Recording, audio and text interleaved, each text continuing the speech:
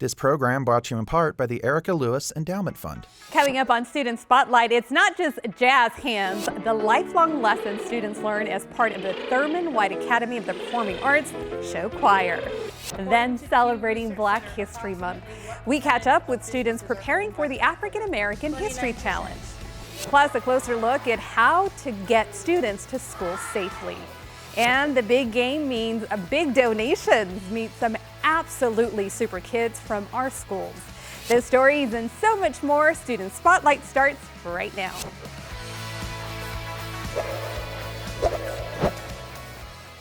Thank you so much for joining us. I'm your host, Maria Silva. Well, getting students to and from school safely is so very important. The past few months, several local students have been injured while walking or bicycling on our valley roads.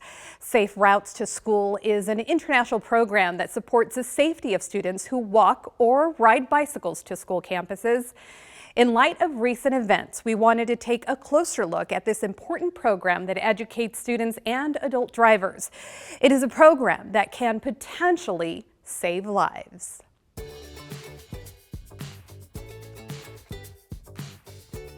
There are so many benefits of having students walking and rolling to school. It helps their mentality, they're happy, they love being out with their friends, being able to get that active participation of 1 hour a day, being fit, but it also helps reduce our pollution that we get in the air, and it helps reduce traffic congestions within schools, which is a big deal right now. Sometimes I ride it halfway and then I ride my bike because I don't want to get into like an accident. So my grandma drops me off at my friend's house and I walk. I get to talk to my friend on the way to school. So Rocket Rules is a new collaboration between the CCSD Police Services and Safe Routes to School. And it's an interactive red dog that is on the screen, and he gets to communicate to the students live through a Google Meet session. Ready? Everybody show me right turn. Good. Everybody show me left turn. Everybody show me stop. Awesome job. Great job. I really thought that they made it fun and easy to learn about at the same time. The most powerful tool that we have is just education. One thing that I want to teach kids, the most important thing is to be safe, to use your senses, to look for vehicles, to listen, and just make sure that you stop, not be in such a hurry, and just slow down a little bit and look for cars. If you do that, then you can stay a lot safer. So we're going to demonstrate how to properly wear a helmet. Can I get somebody to come up here to demonstrate wearing a helmet? You, sir. And what's your name? The Safe Routes to School program is federally funded. There's actually a Safe Routes to School program in every state. We also do other programs throughout the day to educate our students about bike mechanics, bike safety, and young driving safety. We don't just focus on students. We reach out to our community members and our parents and people that drive on a day-to-day basis. Just slow down, show a little bit of kindness, show a little bit of patience, and that's the most important thing. These are not only kids, but they might be your kids. Safe Routes to School offers both CCSD students and adult drivers approachable, enjoyable lessons in safety and awareness. And you can learn more at engage.ccsd.net under Parent Resources. Well, February is Black History Month, and students across the district are preparing for the African American History Challenge. It is an academic quiz show that airs right here on Vegas PBS. We caught up with high schoolers at Advanced Technologies Academy as they prepare to compete. So right now what we're doing is we're preparing for the African American History Challenge. It's kind of like Jeopardy, where we quiz each other these history questions, and we study over trivia, and we also retain this information. There are definitely questions that most people would not know. We have to study. It's a lot of studying. You know, it's basically another class we're going into. So as long as we have ATEC teaches us good studying habits. So you know, it's just another class. According to Pew Research Center, approximately what percentage of businesses are owned by Black women? 29%. We like to divide up the work between our group. So one person, for example, will take 2 categories and study them very, very well. And then we really just try and practice, because practice makes perfect. I am studying the visual arts as well as music, and I didn't know a lot about how Black people have impacted opera music. And so I believe that that was an insane fact, and I just really enjoyed that. African American history is honestly inspiring.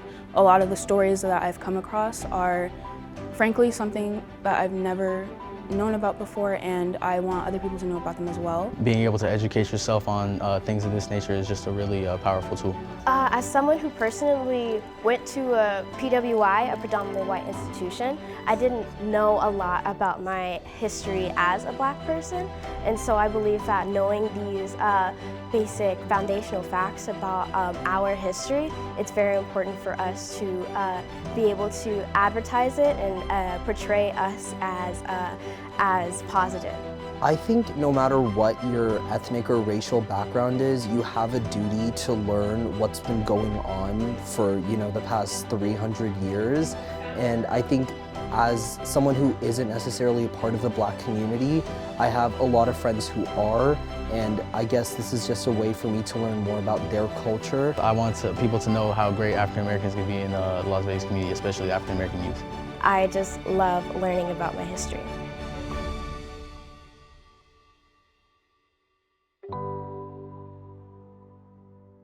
So proud of all of these students. Good luck to Team A-Tech and of course all of the teams competing this year.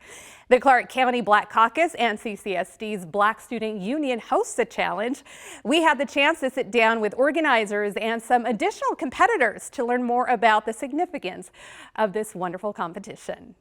Black history is American history, that we are successful, we are doctors, we are chefs, we are artists, and we're not going away anytime soon. And what about you, Caitlin? And I would like to take away about us educating each other.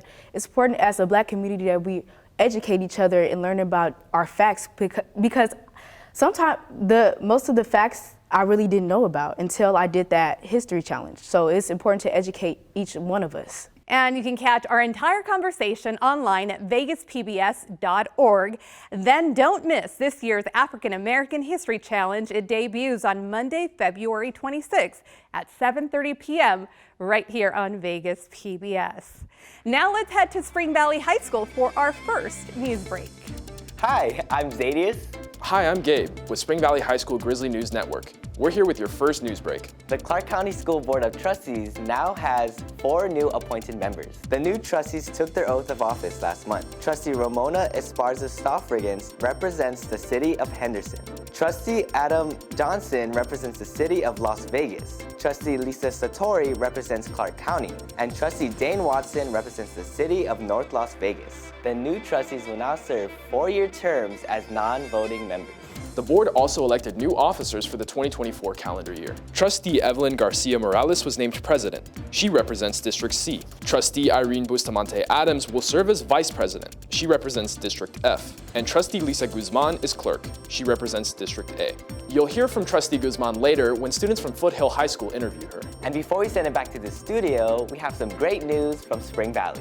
We earned 4 stars on the NSPF rating scale. Spring Valley earned 80 index points, the highest in our school's history. 82 points is a perfect 5-star rating, so we are super close. We are very proud of our school community for all of their hard work. In the next news break, Danny with Grizzly News Network highlights one of Spring Valley's very own star athletes. But for now, back to Marie in the studio. Thank you so much, Gabe and Zadius. Great job. And congratulations to everyone at Spring Valley for the 4-star rating. And speaking of stellar schools, 35, you heard right, 35 CCSD magnet programs were just recognized nationally for excellence by Magnet Schools of America. And among those honored, Thurman White Academy of the Performing Arts. We stopped by the Henderson Middle School to learn more about its talented show choir.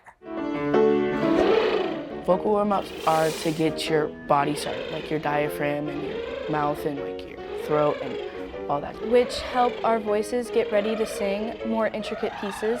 We focus on breath support, stage presence, we focus on dancing. So when we're doing this exercise, it helps us warm up our voice, it helps us with agility and scales. So our show choir group is comprised of 6th, 7th, and 8th grade students, and we really focus on singing and dancing and becoming a complete performer. I've learned multitasking because a lot of people don't really think about it, like how you're singing and dancing while you're performing, but it takes more than you expect. Like you need facial expressions, you need energy, but you also need to sing all at the same time. When you put it together, it's really hard, but it's also really fun. It's a very fun experience.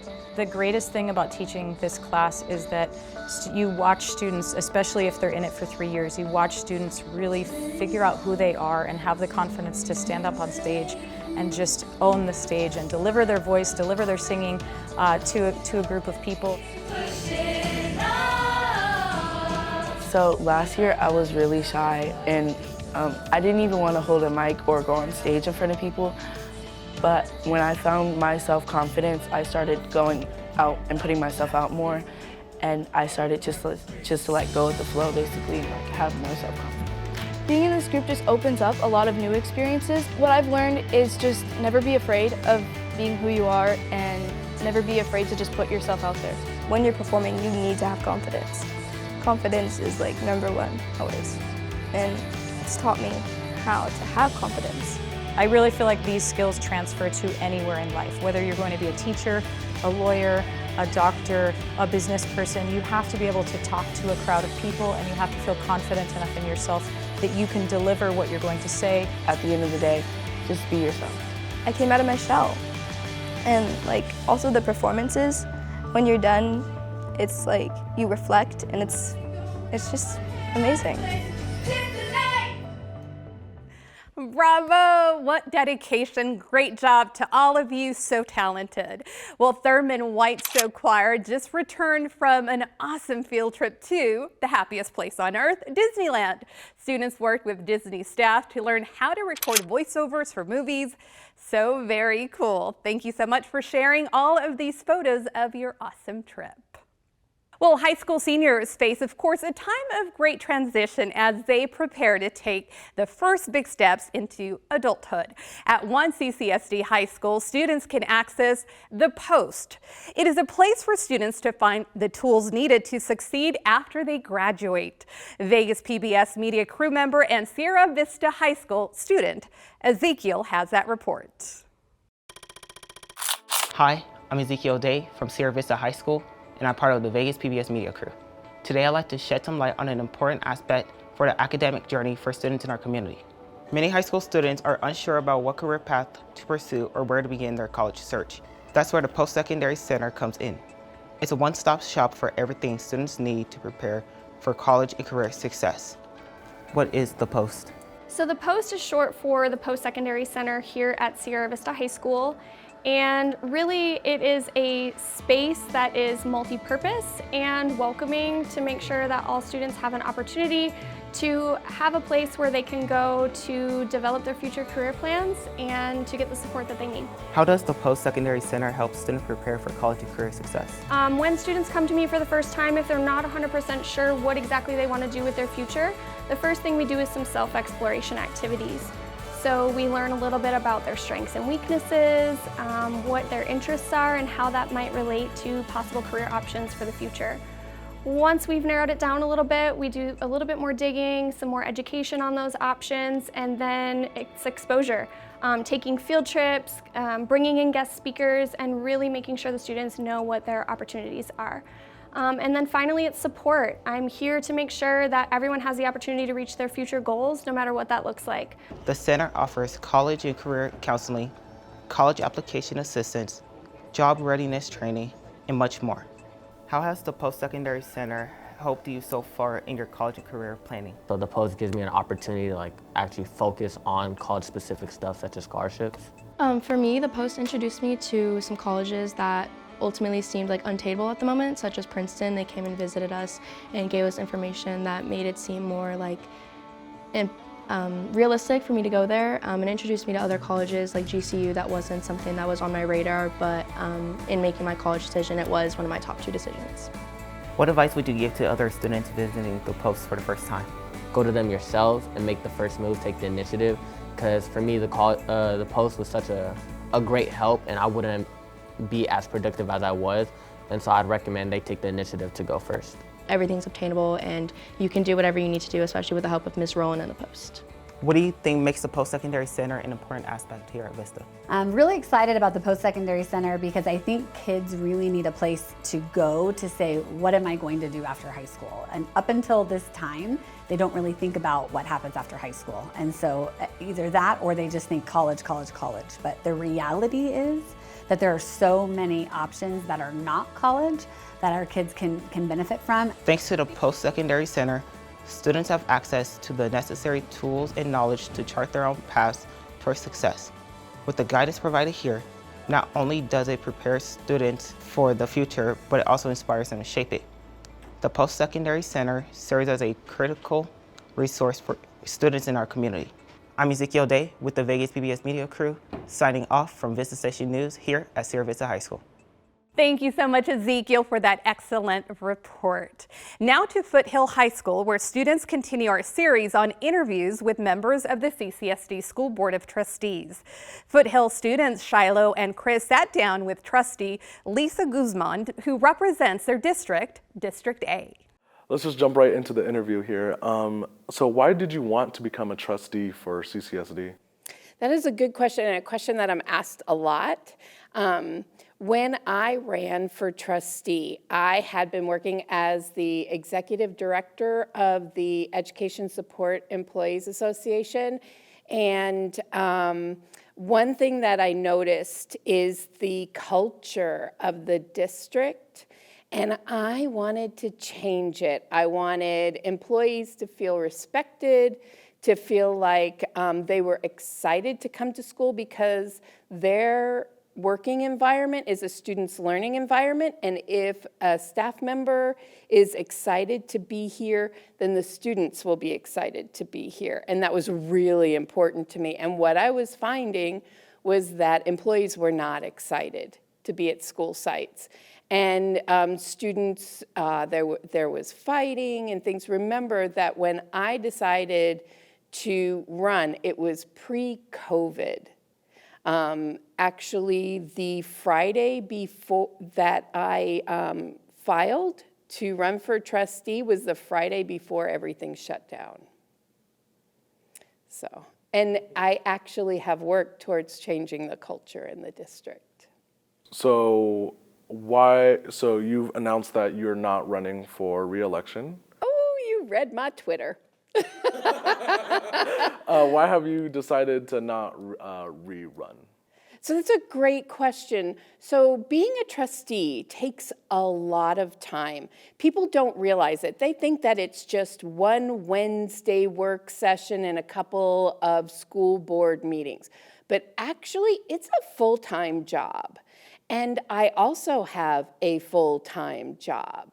And so it takes a lot out of you. And one of the things that I really worked hard to do is connect with the community. I wanted the community to know who their trustee was, because when I started living in the community, I didn't know. And one of the things that I really enjoy is watching meetings. So I started watching my school board meetings, just trying to figure out how things were run here. My son at the time was a junior in high school, and I was trying to determine where he was going to go to high school. And I noticed that when I asked my neighbor, do you know who our trustee is? She had no idea. And I didn't want that to happen. All of my neighbors know I'm their trustee, you know. When I go to the grocery store, people do recognize me. Is it the purple hair? Maybe, maybe. But they know I'm their trustee, and they're excited to meet me, to talk to me, and I have loved that. But I don't see running again and going through the same type of 4-3 voting block as being positive for the district. I think someone else needs to step in my place and not be a lightning rod the way I am, and advocate for our kids. Thank you so much, Shiloh, Chris, and Trustee Guzmán. There is a lot more from this interview that you can find online. Shiloh and Chris ask about teacher salaries, class sizes, and so much more. Watch the whole conversation on the Vegas PBS website or YouTube page. Really great questions. Great job to our wonderful students. And now back to Spring Valley High School for our second news break. Hi, I'm Danny from Spring Valley High School. Back with your second news break. For this news break, I want you to meet the star varsity point guard from our Spring Valley basketball team. Here's a part of my recent report, Hooping with Elijah. Feel me? What's good, y'all? I'm Elijah, Spring Valley High School varsity point guard. Feel me? Feel me? Elijah has gained a lot of attention from the media and college scouts, including 7 D1 colleges across the country. He has only played 1 year of high school basketball and is still one of the top-ranked players in Nevada, being ranked 7 by Prep Hoops. He was out for the season his junior year due to a knee injury, but was still receiving a lot of media coverage by Prep Hoops on TikTok and on Instagram. Today we're going to talk to him on how he's feeling going into his senior season while we hoop. Tosses me.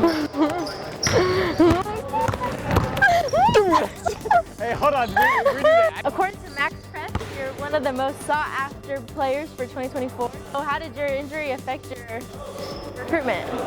Well, it affected it like, you know, she made it. See, like, who really wants me for me and who else just wants me because of the hype. So it like really showed me who's there for me and like just as a person. Awesome. Isn't it kind of crazy that you're one of the most sought-after players when you've only played 1 year of high school basketball? Yeah, I mean, I don't really think of it like that. But yeah, I don't really like talking about myself. I just like to thank God that he's able to bless me with my talents and I'm able to use it to help me and my team win. Throughout your injury, what motivated you to keep going? I'll say just knowing what I want for myself. I didn't want like an injury to stop me, but I'll say for sure my dad, my parents, of course God. And I just felt like I had a lot of people depending on me. You know, a lot of people hit me up after my injury that look up to me and they say they can't wait to see me back. So I feel like I was quitting on them if I quit on myself, kind of. So, come on here. I say lose motivation, like, because you're not always gonna be motivated to do something. So I'll say when I was unmotivated, I just try to stay like consistent. And like, yeah, just knowing that motivation is like a fleet feeling, it comes and goes. So yeah. Yep. Next question. Oh, have you thought about going to school anywhere yet? High school? No. What college? You got any offers from anywhere? Yeah, I got offers. I got University of Colorado, Colorado State. I got Princeton, Stanford, UC Santa Barbara, UC Irvine, Pepperdine. They be on me heavy. Oh, which one are you leaning towards? Yeah. Oh my gosh, that's a good one. If you want to see more reports like this, visit Spring Valley High School on YouTube. Now back to Maria at the studio. Wonderful job. Thank you so much, Danny. Well, from basketball to football and creating positive legacies that will last long after the big game. That is the goal of the NFL in each of the Super Bowl host cities. Here in fabulous Las Vegas, the NFL hosted more than 30 charitable activities and outreach events leading up to the big game. One of those outreach events was the Super Kids Super Sharing Donation Project. We were there as CCSD students took part in this very special event, and I can tell you it was a win-win situation for all involved.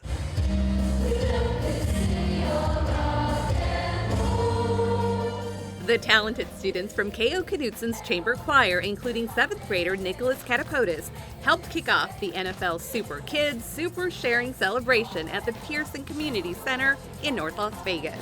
This was awesome because my choir teacher, she announced this to us like a long time ago and we were all so excited. We were so excited. Adding to that excitement, That's fun. I love that. So already we are still counting items, but we are already at more than 30,000 items in this morning. You heard right. More than 30,000 items, including books, school supplies, sports equipment, and board games were collected and donated to local children. It's really special because some kids are more like misfortunate than others, so we actually get to help them and make them feel loved. CCSD and its students played a very important role in making sure the Super Kids Super Sharing Donation Project was a super success. We talked to them, oh gosh, I think it was probably last summer we met with them and told them about Super Kids, and they just fully engaged. So they helped reach out to their schools to recruit schools both on the donating and receiving side, and then they also put us in touch with this awesome choir and the drum line, so they just really added to this event. And as a way to say thank you, the NFL and the Las Vegas Raiders invited these Super Kids to have a super time out on the field.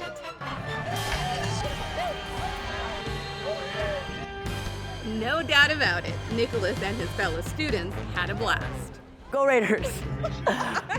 And that great event was just one of several involving CCSD schools and our students.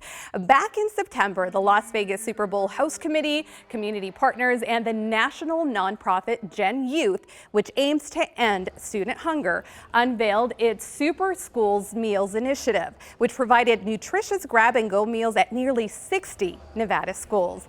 At that event, we met Harmony Taylor, a 10th grader at Shadow Ridge High School and member of the Gen Youth National Student Council. Well, just before the Super Bowl, Harmony got a special surprise as a thank you for helping her fellow students.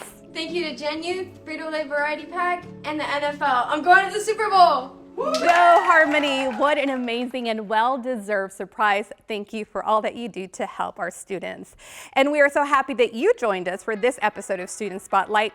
To learn more about all of the great things happening inside our public schools, a quick reminder that you can catch past episodes and special online extras on the Student Spotlight page of the Vegas PBS website or our YouTube page. Thank you so much for watching, and we will see you next month.